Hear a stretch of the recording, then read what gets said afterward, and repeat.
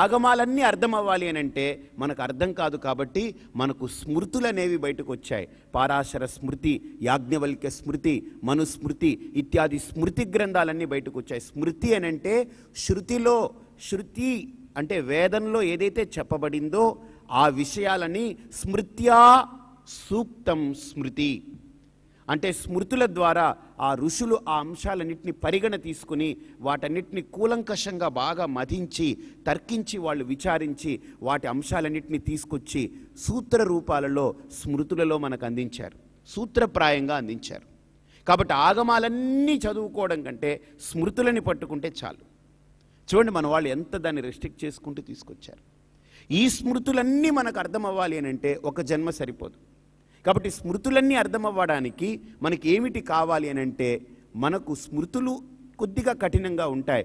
ఆ స్మృతుల్లో ఉండేటువంటి అంశాలే పురాణాలలో, ఇతిహాసాల్లో కథా కల్పన రూపంతో మన ఋషులు మనకు అందించారు. వేదవ్యాస మహర్షి ఏదైతే 4 వేదాల్లో, 6 శాస్త్రాల్లో, 6 దర్శనాల్లో, ఆగమాలలో, స్మృతులలో ఉన్నాయో వాటన్నిటినీ అవగాహన చేసుకున్నటువంటి వేదవ్యాస మహర్షి మన సంస్కృతి ఇలాగా అది డిగ్రేడ్ అవ్వకూడదనేటువంటి నెపంతో వీటన్నిటినీ ఒక కథారూపకల్పనతో మంచి చక్కటి పాత్రల సంయోగంతో ఈ పురాణ ఇతిహాసాల రూపంతో మన ముందు అందించారు. 18 పురాణాలు, 18 ఉపపురాణాలు, అలాగనే ఇతిహాసము, రామాయణం అనేటువంటి కావ్యము, మహాభారతం అనే ఇతిహాసము, ఇవన్నీ కూడా వాటి గురించే మాట్లాడుతున్నాయి.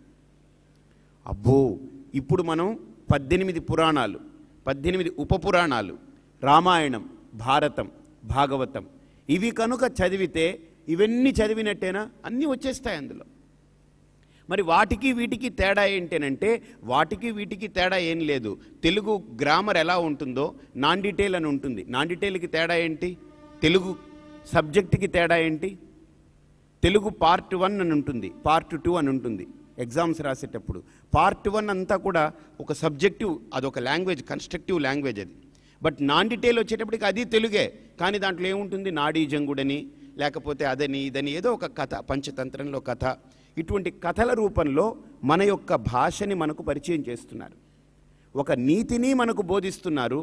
కథ ద్వారా మనకు ఒక ప్రేరణ కలుగుతుంది, భాష మనకు అర్థమైపోతుంది. సో ఈ ప్రయోజనాలన్నింటినీ దృష్టిలో పెట్టుకుని నాన్ డీటెయిల్స్ అనేటువంటివి వచ్చాయి.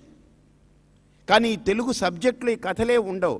డైరెక్ట్గా వ్యాకరణం ఉంటుంది, విషయం ఉంటుంది, ప్రతిపాదన ఉంటుంది. ఈ చుట్టూ తిరగడాలు అనేటువంటివి ఉండవు.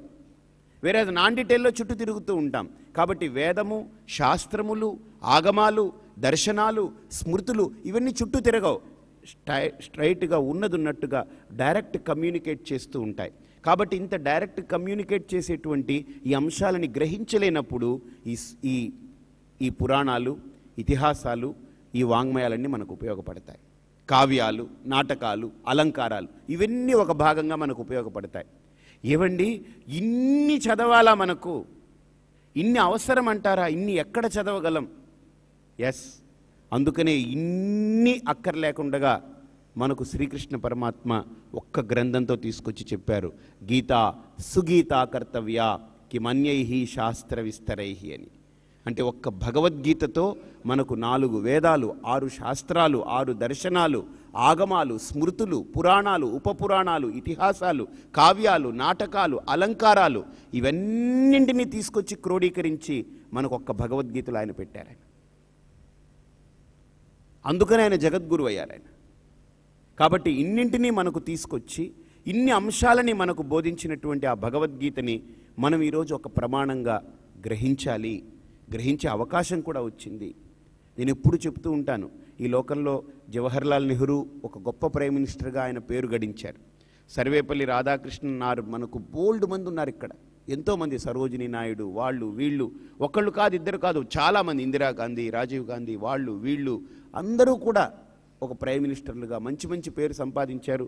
వాళ్ళు ఉన్నత స్థానంలో ఉన్నారు, అందరూ పోయారు. భారతదేశం గురించి చాలామంది పోరాడారు కూడా. కానీ ఒక్క గాంధీకే మహాత్ముడు అని పేరు వచ్చింది. గాంధీ మహాత్మా అని ఒక గాంధీనే పిలుస్తారు. బికాస్ వేరేం కాదు, గాంధీ చేతిలో ఉన్నటువంటి గీత గాంధీని మహాత్ముడిగా చేసింది, అంతకంటే ఏం లేదు. ఒక్క భగవద్గీతను ఆయన పట్టుకున్నాడు, ప్రాణం పోయేంత వరకు విడిచిపెట్టలేదు.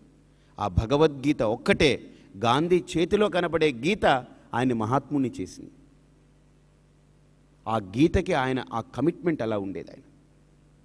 ఆ గీత ఆయన పట్టుకున్నాడు కాబట్టి భారతదేశం స్వాతంత్ర్యం కోసం పోరాడినటువంటి వ్యక్తుల్లో ఈరోజు మొట్టమొదట ఇండిపెండెన్స్ కోసం పోరాడిన వ్యక్తులు ఎవరు అని అంటే చాలామంది చచ్చిపోయారు. అసలు ఉరివేసేశారు, ఊరు మధ్యలో తీసుకొచ్చి కాల్చేశారు, దహనం చేశారు. వాళ్ళ పేర్లు ఎవరివి మనకు గుర్తు రావట్లేదు. ఒక్క గాంధీ అని మొట్టమొదట చంటి పిల్లాడి సైతం మనకు గుర్తుకొచ్చేలా ఉన్నాడు ఈ రోజుకి కూడా. కారణం ఏంటి? బికాస్ ఆయన గాంధీ ఉద్యమంలో పాల్గొన్నందువల్ల మాత్రమే కాదు, ఆయన చేతిలో భగవద్గీత ఉంది. దానివల్ల ఆయనకి ఏమిటి వచ్చిన లాభం అని అంటే, భారతదేశానికి స్వాతంత్ర్యం వచ్చిన తర్వాత పెద్ద మీటింగ్ పెట్టారు. ఆగస్టు 14 అర్ధరాత్రి వచ్చింది స్వాతంత్రం. 13వ తేదీ వీళ్ళందరూ మీటింగ్ పెట్టుకున్నారట. 1947 ఆగస్టు 13వ తేదీ వీళ్ళందరూ మీటింగ్ పెట్టుకున్నారు. రేపు మనకు ఫ్రీడమ్ వచ్చేస్తుంది, ఇండిపెండెన్స్ వస్తుంది, ఈ భారతదేశానికి విధి విధానాలు, ఈ చట్టాలు ఇవన్నీ అమర్చాలి, ఇవన్నీ చక్కగా చేయాలి, మొట్టమొదట ఈ దేశాన్ని ఎవరు నడిపిస్తారు అని అందరూ నిర్ద్వంద్వంగా మహాత్మా గాంధీని ఓటు వేశారు. ఆయన కూర్చోన్నాడు సభలో, అందరూ కూర్చొని ఉన్నారు, అందరూ నిర్ద్వంద్వంగా మహాత్మా గాంధీ గాంధీ మహాత్ముడనే అన్నారు. కానీ ఆయన ఒక్కటే, అందరూ మాట్లాడిన తర్వాత ఆయన ఒక్క మాట అన్నారట, నాకు ఈ గీత ఒక్కటి చాలు, దేశం గీతను మార్చింది ఈ భగవద్గీత, ఇక నుంచి నా గీతను మార్చుకోవాలి. కాబట్టి దేశం యొక్క గీతను మార్చింది ఈ భగవద్గీత, ఇక నుంచి నా గీతను నేను మార్చుకోవాలంటే ఈ భగవద్గీత నాకు ప్రమాణం. కాబట్టి నాకు ఈ భగవద్గీత, నా గీతను మార్చుకునేదానికి ఇంకుండే సమయాన్ని నేను వెచ్చిస్తాను, నాకు ఈ పదవులు వద్దు అని చెప్పి త్యాగం చేశాడు ఆయన. అంటే అసంగత, అంత నిర్లిప్తత ఏంటి, దేశాన్ని మొత్తం పరిపాలించేటువంటి సార్వభౌమ అధికారాన్ని ఇచ్చినటువంటి అంత సభలో ఆయన నాకు ఏం అక్కర్లేదు అనుకున్నాడు అని అంటే, నిజంగా ఈరోజు రాజకీయ నాయకులు ఆయన బొమ్మను పెట్టుకుంటున్నారు కానీ, ఆయన ఫోటో పెట్టుకుంటున్నారు కానీ, ఆయన పట్టుకున్న గీతను ఎవడు పట్టుకోవట్లేదు. ఆయన ఫోటో అందరికీ కావాలి కానీ భగవద్గీత ఎవరికి అక్కర్లేదు. రాజకీయ నాయకుల దాకా అక్కర్లేదు. మనందరం కృష్ణుణ్ణి ఆరాధిస్తాం, కృష్ణుణ్ణి పూజిస్తాం, కృష్ణుణ్ణి ప్రేమిస్తాం, కానీ ఆయన చెప్పిన భగవద్గీతను మటుకు తూచా తప్పకుండా ఎవరి దగ్గర ఉందది? అసలు భగవద్గీత అంటే కూడా పలకడం చేతకాని స్థితిలో మనం ఉన్నాం. కాబట్టి ఈరోజు భారతీయ హృదయం ఒక్క భగవద్గీతలో మాత్రమే ప్రకాశిస్తుంది. భారతీయత అనేటువంటి పరిపూర్ణమైనటువంటి ఆ పద్ధతి ఒక్క భగవద్గీత తెరిస్తే మనకు అర్థమవుతుంది.